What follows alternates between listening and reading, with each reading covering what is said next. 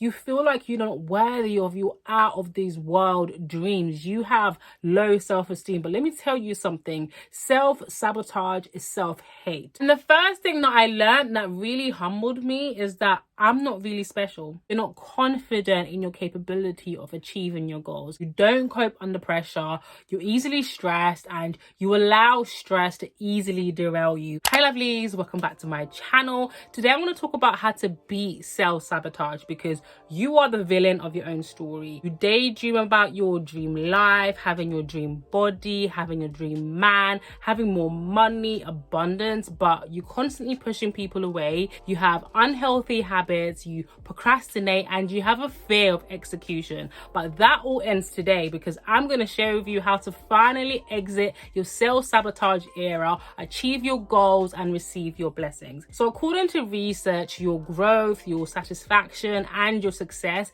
is only 30% of strategies, skills, and tactics. The other 70% is the inner game. So I want to delve into why you have self-sabotage and how to beat it. But if you are new, hello, welcome. My name is Lorraine and my channel is Lori Lux, and I like to call myself your self-care soul sister. So subscribe to the channel, sis. I am trying to grow the channel, so subscribe and join our soft living space. Make sure you like this video if you're loving what the video is about already. Let's get straight into it. So let's simplify self-sabotage. It's when you do or don't do things that block you from success and prevent you from accomplishing your goals. It can happen consciously, but tends to mainly happen unconsciously. So I'm going to be using the 4 core self-evaluations to break down the concept of self-sabotage and also how to overcome it. The core self-evaluations is a concept which was first examined by Judge Locke and Durham and involves 4 personality dimensions of self-esteem,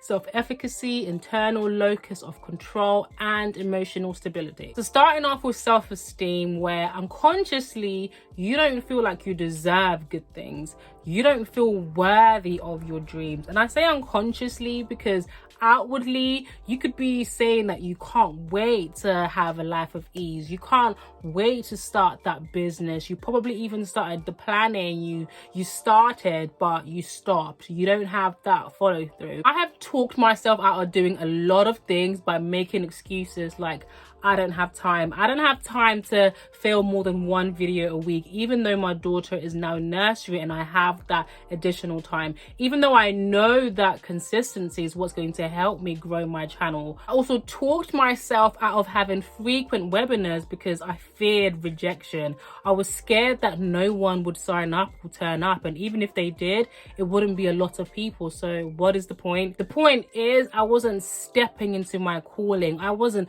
walking within my purpose of motivating women, inspiring women, and changing people's lives. So if only one person turned up to the webinar, that's one person that I had the opportunity to motivate, inspire, and potentially change their life. But I didn't feel worthy of my purpose. I didn't feel worthy of my calling of being an expert in the womanhood space. Even though I have the clinical experience, I have the personal experience underneath my belt, I still didn't feel like I was worthy and deserving to be within this space. And that's because there's a disconnect between your consciousness and your unconsciousness, where unconsciously you have this limiting belief that you're not good enough, that you don't deserve it, which is highly linked to probably your childhood, things that you have experienced, and also your current situation. The fact that you've never experienced that next level before. You feel like if it's never happened before, then it's unlikely to happen. You feel like because you've been broke for so long, it's very unlikely that you're going to be rich. You feel like if you've worked that 9 to 5 for such a long time, it's very unlikely that you can be a business owner. You feel like you're not worthy of your out of these world dreams. You have low self-esteem. But let me tell you something. Self-sabotage is self-hate. Because if you truly loved yourself and if you truly felt like you were valuable and worthy of your dream life, of everything that you want to achieve, you would push through the fear. You would stop labeling yourself and you would stop talking yourself out of doing the things to actually achieve your goals and receive your blessings, because you know that you are worthy. You know that success is inevitable. It's only a matter of when. So how do you boost your self-esteem and feel worthy of your dreams? Well, you have to remember that you are unlearning years of negative thoughts, years of limiting beliefs. It's going to take time, but you have to mind how you're talking to yourself. Eliminate that negative self-talk and speaking life into your soul. So when I wouldn't have a lot of people attend my webinars, instead of saying I am a failure, I am not good enough, I would then say I am a work in progress. This is a learning opportunity. How can I make it better for the next time and the next time?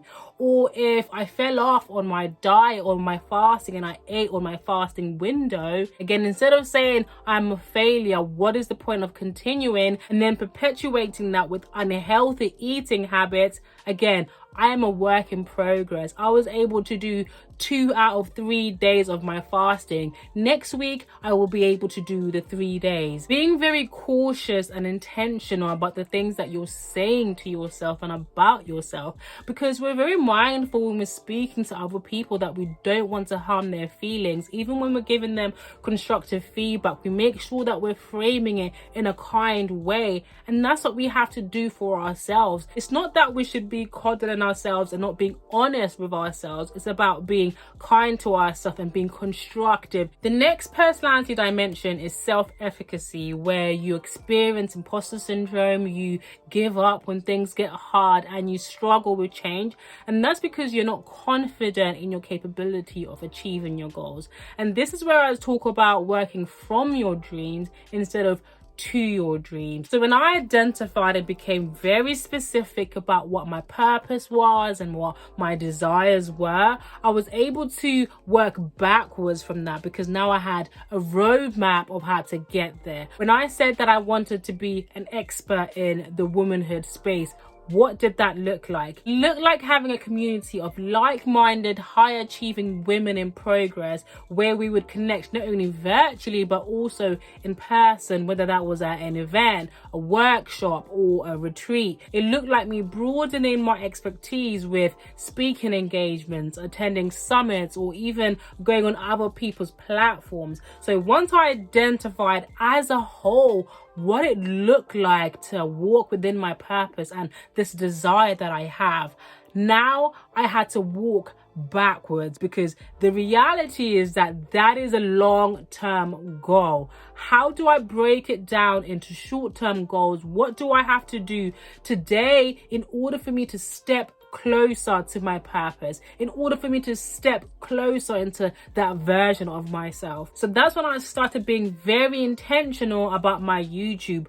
What is my messaging? What am I trying to get across to people? Instead of having the shiny object syndrome, just focusing on just growing my channel and not having a clear message of what I'm trying to portray and the kind of women that I'm trying to have in my community, I became very intentional about my messaging being, it's never too late to achieve your dream life or to reinvent yourself. I'm providing strategies, tactics and stories from my own personal lives of how to do that. I began showing up more and thinking of more ways that I could be of service to people. How else can I help people? What downloads can I give to people? What products can I sell to people? Having more webinars to allow women to have that community where they can express themselves, where they can learn, where they can have that camaraderie, and removing that fear of being seen and understanding the power of being visible, of showing up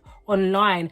But that's only because I was working from my dreams and not to my dreams, and I was able to work backwards and create short-term plans, short-term goals and intentions in order for me to get there, not being too overwhelmed by my big goal, and be more confident in my capability of being able to become my best self. The next personality dimension is internal locus of control, which is a big one that a lot of people tend to struggle with, because they are in victim mindset, where they say things like, I'm so unlucky, good things never happen for me. And I felt victim of this. I was the number one victim in my life, okay? I would always be complaining about how nothing is working out for me, how everything is going wrong, how nothing is always happening in my life. Where I'd have examples of when someone would try something and it would work out for them, and then I would try it and then it would completely flop. And the first thing that I learned that really humbled me is that I'm not really special. In the grand scheme of things, I'm not really special. Yes, I'm the main character of my life and I romanticize my life, but things are not happening to me. I'm not being chosen specifically for bad things to happen to me.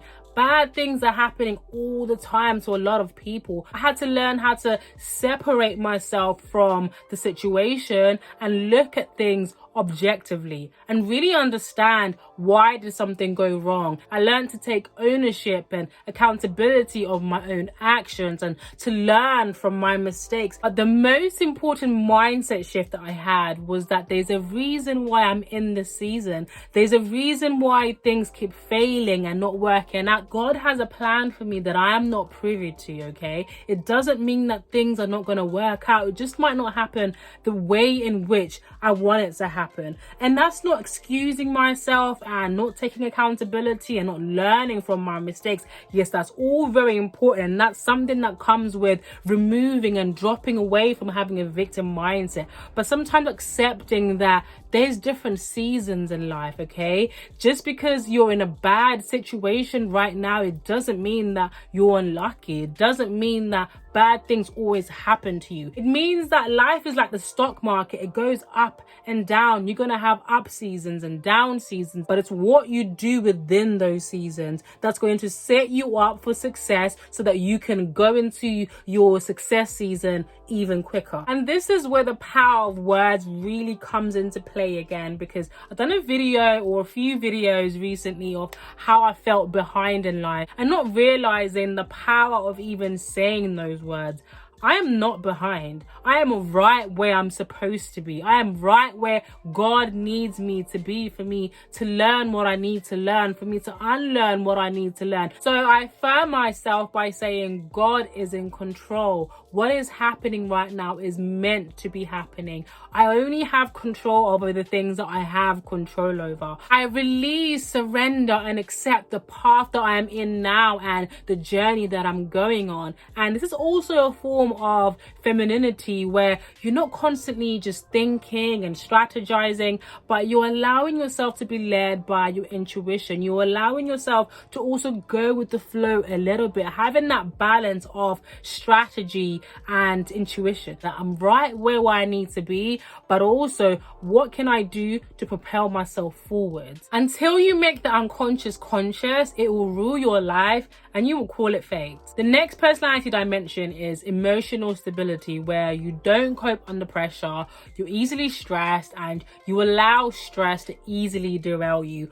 I would have instances where the littlest things will make me feel like the world's coming to an end. I could lose my keys, for example, and I automatically go into panic mode where I'm already thinking about the worst. What's going to happen if I don't find my keys? I'm not going to be able to get into my car and I'm not going to be able to get home. I'm already thinking about the worst case scenario because I have just riled myself up so much. I haven't been able to just calm myself down and regulate my emotions. And funny thing is, in that situation, because I'm just so riled up and I'm panicking and I'm stressed, it's making it difficult for me to actually find my key. They could be in plain sight in my bag, which was always the case 99% of the time, but because I'm panicking, I can't see them. It's taking me longer to find them. My heart is racing so quickly. I am stressed, child. And then I finally find them and I'm just like, why was I panicking again? Not being able to regulate your emotions puts you in self-sabotage mode because you're so overwhelmed with how you're feeling in that moment. You're not able to focus on anything else. You don't want to focus on anything else. And there are a few things that I did and I'm still doing to help me regulate my emotions. The first thing is to remind myself to breathe. Literally tell myself, breathe in and out. Breathe in and out, because by regulating my breathing, I'm regulating my heart rate, I am lowering my anxiety levels. And then I also affirm myself with the positive outcomes of whatever I'm trying to do in that moment. So this moment will pass. This is not going to last forever. The webinar is going to be successful. You're going to help somebody. You are going to have a successful brand and a successful business. You're going to grow your channel. So I can reduce that anxiety and that feeling of overwhelm to make sure that I'm level-headed, that I'm able to think clearly in that moment. Another thing that I've been doing to regulate my emotions is to give myself permission to stop, because toxic productivity is a thing. You feel like I have to push through, I have to keep going. Sometimes you need to reset, you need to rest so that you can come back more rejuvenated, more clear-headed. You need to create some distance, stop whatever that you're doing, go watch a TV program, make yourself a cup of coffee, do something else, go for a walk so that you can reset and then come back when you're feeling much calmer, when you're not as stressed. We need to move ourselves from the notion of hustle culture, of pushing ourselves to the limit until we've got nothing else left, until we're so stressed that we just want to give up. So resting also allows you to overcome self-sabotage. You know the drill. Let me know in the comments down below what your takeaway from this video is, what you're going to do to stop being the villain of your own story. Also share other ways to beat and overcome self-sabotage. If you come all this way, thank you so much. You're a real one. Subscribe to the channel and press that notification bell so you're notified every single time I upload this video. Like this video so it gets shared to more people, and also watch this video here of how I went from being inconsistent to discipline in 3 months. I will see you guys in an upcoming video. Mwah. Bye lovelies.